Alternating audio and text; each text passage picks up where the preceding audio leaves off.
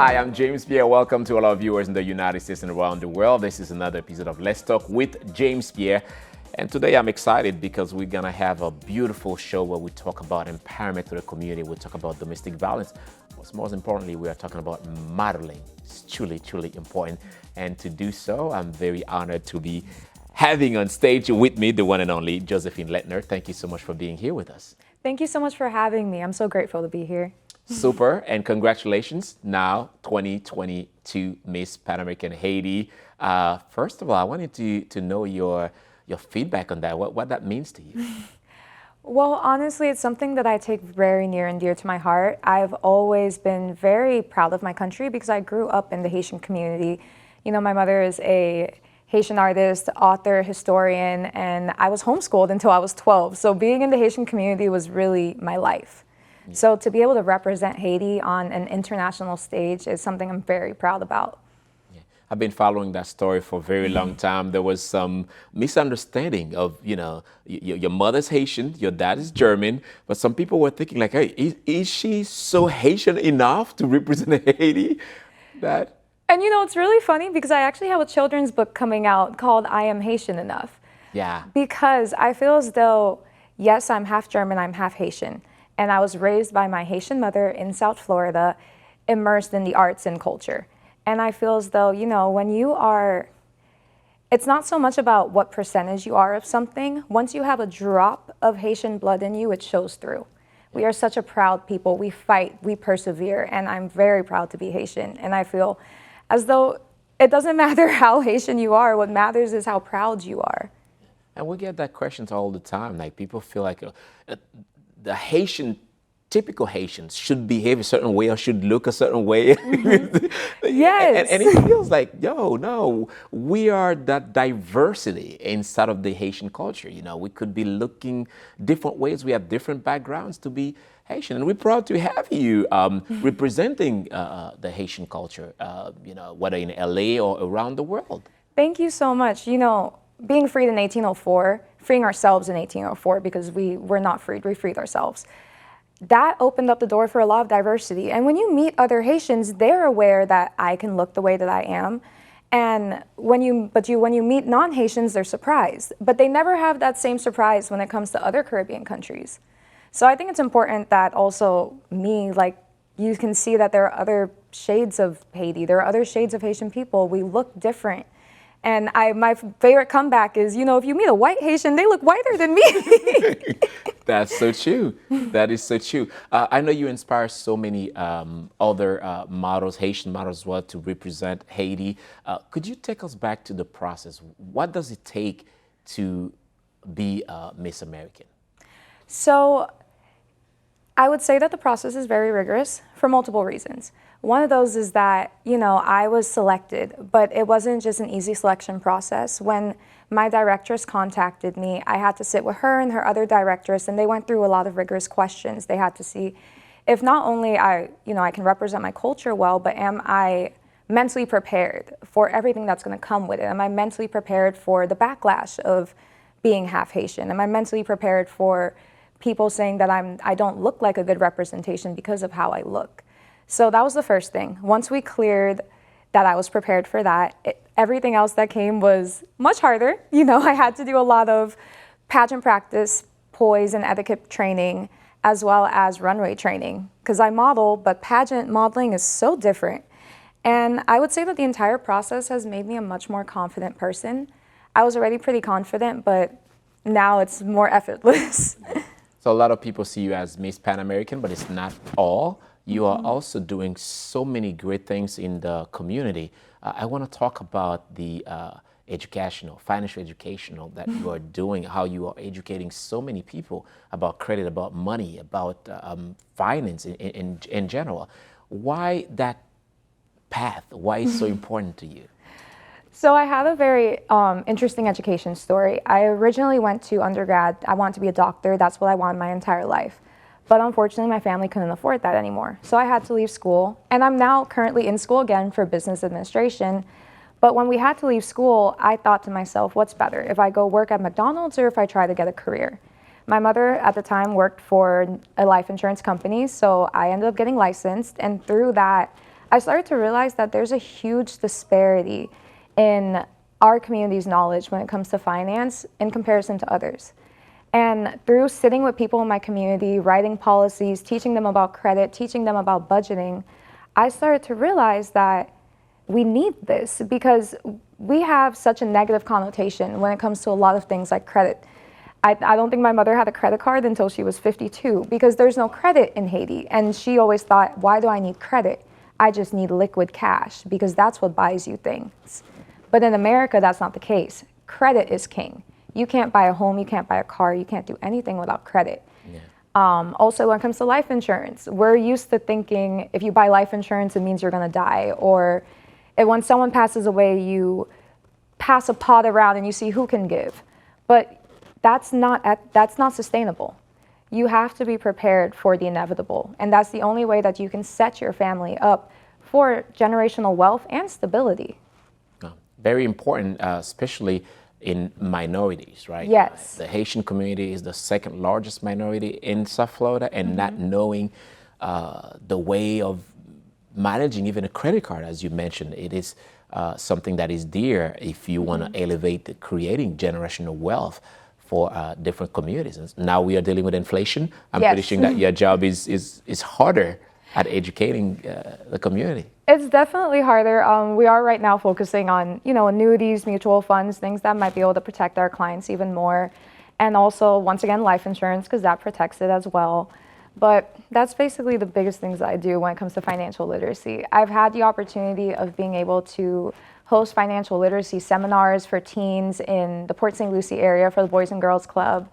I've had the opportunity of doing seminars for the Dade County Medical Association. And through doing that, I realized that financial literacy is just so important and something that we need. And I feel as though everyone should know it because you don't learn it in school and it's very hard to learn it at home.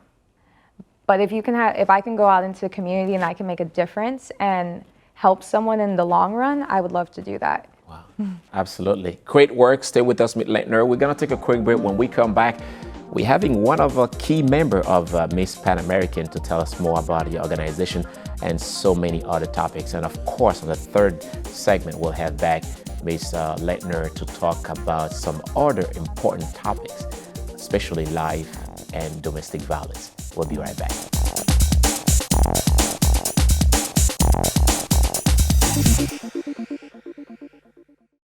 Learn and earn today at Miami-Dade College. College graduates earn 56% more than high school graduates and $1 million more in lifetime earnings. A degree from MDC is your path to greater earning power and career success. Choose from hundreds of affordable high-tech and in-demand career programs, including cybersecurity, artificial intelligence, business, and nursing. Learn and earn today at MDC and fast-track your career. Enroll now at mdc.edu/purpose.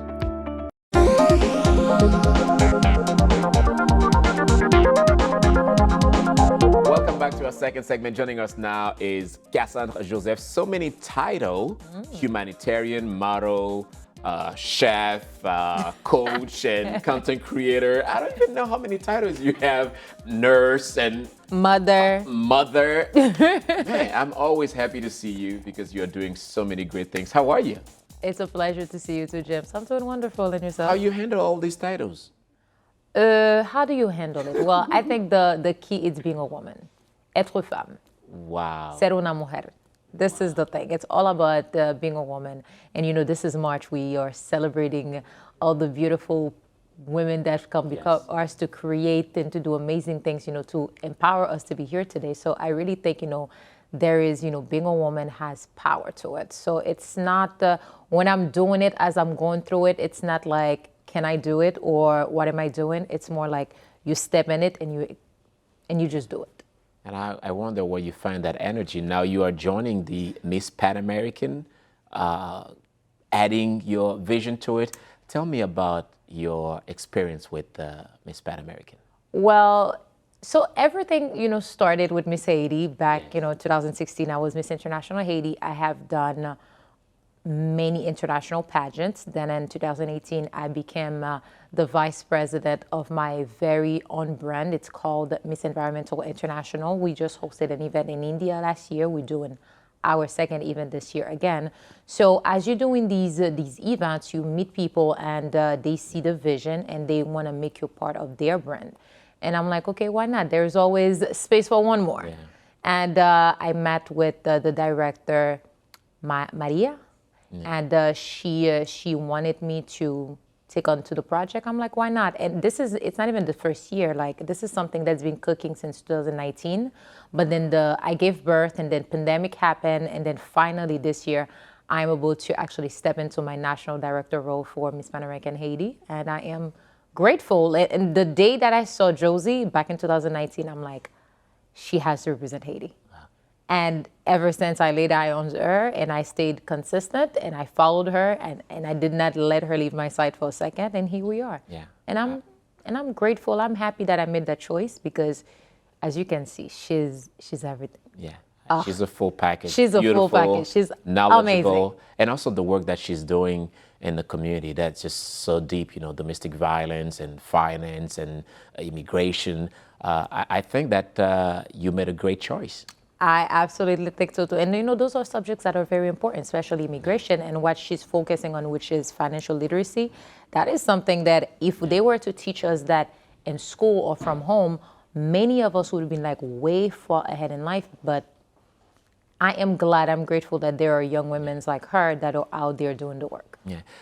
When we're looking at the condition of Haiti right now, and so many, you're from Haiti yourself, I'm from Haiti, so many young women would want to have that opportunity, and they cannot have that because of that situation. The chaotic situation of Haiti, if you want to call it like that, the instability. How do you come in to help women in Haiti in that space? Because I know you have different platforms.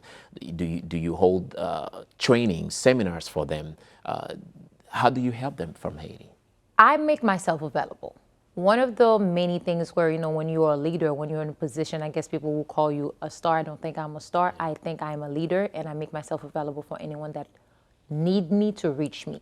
It's harder for me to go around to reach many lives or to say however, if they know I am here, they can come to me. I leave that door open and we can talk. One of my main focus when it comes to Haiti has always been education. I am part of a group called Sasha Mani Sunrise. In 2017, we started the project in Haiti, and the project was to build a school. We were building a school, and Digicel was one of our main sponsors to sponsor the classroom and everything. And then Matthew happened, destroyed all the work that was done, leaving us to start from scratch again. When we ready to start from scratch, insecurities start happening, so many things that are happening. And when you see insecurity, it's not only kicking the people out of the country, but it's also taking away, key members, key projects, take away so many things, because that same organization, we're able to go to Jamaica and continue the work that we wish we were doing in Haiti. So insecurity don't only affect, people are leaving, or does it only put the country in misery? There's no access to food, there's no access to this or that. It is taking so much more. It's deeper than that. And with immigration, again, insecurity is kicking everybody out. And those are heads that could be thinking for the country, that are missing, that are leaving. So what's tomorrow of Haiti going to look like if the future leaders are leaving? That is so true. Now you are joining the healthcare system. Like I said, many hats. Why that choice? I've always been, and again with my project that I was part of. I remember we did one mission, and then one of the kids, I was speaking with him, and I noticed something wasn't right. And I'm like, open your mouth. And he did, and then I look at his mouth, and all his tooth was so bad. Then I realized with lack of education, someone that have tooth infections can kill you right here and then. But then with the lack of education in Haiti, they would say, oh, a lugao killed this kid, but then not knowing it's healthcare. And I'm like, you know what? There need to be more. A lot of people focus on feeding them, people focus on sending them to school, but if they're not healthy enough, can they learn? Can they receive what you are giving to them? And when I also gave birth, I had a very traumatic experience, and I realized if I had given birth to my child in Haiti, probably should have not been here. And I'm like, you know what? There is more to do. I don't want to just be humanitarian that raise the funds, that empower others, or that showcase the beautiful culture of Haiti. When I go in a space that need healthcare help, I want to be that. I want to be able to help. And I had already been in the healthcare. I have a bachelor's in health service administration. I wanted to be a medical professional, medical doctor as well, with going into the chiropractic field. But then I'm like, that's not it for me. I need more action. So now nursing is it. The end goal is to be a CCPA. I mean, not a CCPA. I'm thinking about chiropractic right now. Yeah. No, the end goal is to be a CRNA. I do want to be a nurse anesthesiologist. However, right now, I enjoy providing care to my patients. That's whenever great. I get to float around. Good. So you're working on that. What's next for Miss PanAmerican? Well, the event is happening in LA in May, so this is the main focus right now. We're trying to make sure she get all the exposures that she get. The exposure not going to make her win. However, I do want Haitians to be part of what is happening, because this is not a personal project. Yes, I took on the license because I have access to it. However, it is a community thing. It is a community effort. I want you to see her. I want you to hear her. I want you to involve her in the projects that you have going on, just like many other professionals, because, you know, she's in the capacity to serve. She have the heart to serve, and she have the intelligence too. So why not? Why putting her to the back burner and not giving her the space that she deserves? There we go. Nicely said. Thank you so very much. We're going to take a quick break. I'm hearing somehow hire Miss Josephine. Let's do that. We're going to take a quick break. When we come back, Miss Josephine will be right back with us. Take care. Learn and earn today at Miami-Dade College. College graduates earn 56% more than high school graduates and $1 million more in lifetime earnings. A degree from MDC is your path to greater earning power and career success. Choose from hundreds of affordable high-tech and in-demand career programs, including cybersecurity, artificial intelligence, business, and nursing. Learn and earn today at MDC and fast-track your career. Enroll now at mdc.edu/purpose.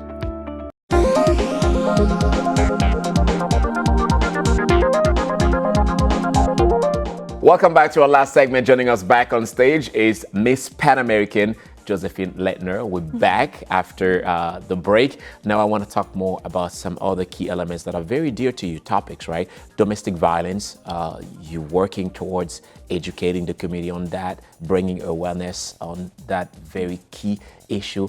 Why is it important to you? I think it's extremely important, domestic violence, and not only that, but also sexual violence as well, because it's important for women to value themselves and be strong, and to understand that sometimes what you think may be love isn't love, and that it's important to leave those situations. Like, I've seen women leave behind situations that I didn't think they would have made it out of. But because they took that strength to leave, they're now living their lives for the better. And I think it's important to educate women on things that are going on in that nature, because you also never know when it can happen to you. Like, we've all heard stories where someone's perfectly fine and then you get married and it changes. You shouldn't, just because you're married, you shouldn't just stay, you should leave.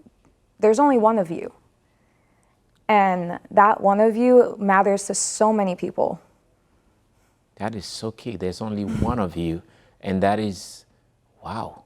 Wow. And when we see domestic violence in Haiti, it's even deeper into our culture, how the society somehow creating a leeway for that to happen, right? It's normalized. You know, I've had, not with me personally, but I've had a friend tell me before that her mother suggested her to date another Haitian man she knows. She grew up in Haiti. And she said, you know, Mom, I've heard that he beats his girlfriends. Yeah. And her mother said, but it's okay because he'll take care of you. And she comes from a pretty well-off family. So to me, that was even shocking that it's that ingrained in us, that it doesn't matter what socioeconomic position you are in, you might still stay in that. I've heard people say that, you know, when you argue, when you yell, that's how you show love. Caribbean people are aggressive, that's how we show love. That's not the love that my mother gave me. That's not the love that you see on TV. That's not the love that you see other cultures have. So why is it that that love for us is normal? It shouldn't be normal. It's not healthy. Absolutely. And I'm glad that you go to different platforms where you make sure that your voice being heard, talking to kids about that, talking to other groups to educate them on that. When you spend time with these groups, what did they tell you when you explain to them what is true love, actually, how to stay away from domestic violence or any sexual assault? So one thing that I do, and I actually helped found the club when I went to my first university, it was called Copper Nights. And it was for women who were victims of domestic and sexual violence. And we called it Copper Nights because copper is one of the only materials that is malleable. You can bend it, you can burn it, you can do whatever you want, but it is so malleable that it never breaks. And I would tell women, you need to be malleable. You cannot let things break you. But with that being said, you also need to know when the fire is getting too hot. Because although you're malleable, you can bend away, you might not bend back the same. Like you have to be able to leave. And to be able to leave, you have to pick yourself. Picking yourself, loving yourself is the best love you'll ever experience. Yeah. Getting different shapes, right? Yes. It's the same in our Haitian culture. We call that wozo. You know, you could be bent, but you always stay still and keep it moving. Another very important topic to you is immigration. And yes. we know in our Haitian community, it's deep, right? Still now, we have so many Haitians they are leaving Haiti, coming to the United States or other countries, Dominican Republic, Brazil, Mexico, for better life. How important is that to you? Immigration is extremely important to me. I'm an immigrant myself. My family is full of immigrants. And immigration can be tricky because a lot of people think, you shouldn't focus on immigration because you have to focus on your country. But there's so many people focusing on our country, but there's no one focusing on the people who are forced to leave because of their own socioeconomic issues. And when you look at what's going on with immigration, there's no pathway for Haitian people. Did you know that Haitians don't qualify for the green card lottery? There's right now the current designation that most Haitians have is TPS, temporary protected status, but there's no pathway. You can be here on TPS for over 10 years and you won't get any papers unless you marry someone. And marrying someone for papers can lead to domestic violence and sexual violence. So we end up being stuck in this cycle. And we're still stuck in this cycle, but there's also a chance that we can get deported because when our last administration was in place, TPS was almost eradicated, which left over 40,000 people scared for their lives. And when you have people who have been here for 10 years, it's not sustainable to want to send them back because people buy homes, they have jobs, they have families. And I just feel as though immigration is something that we have to take seriously.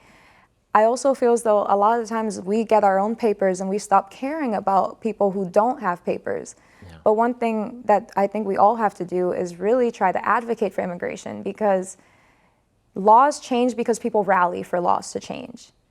And there are a lot of amazing organizations in Miami that are rallying for immigration reform, but we don't have enough support. Yeah.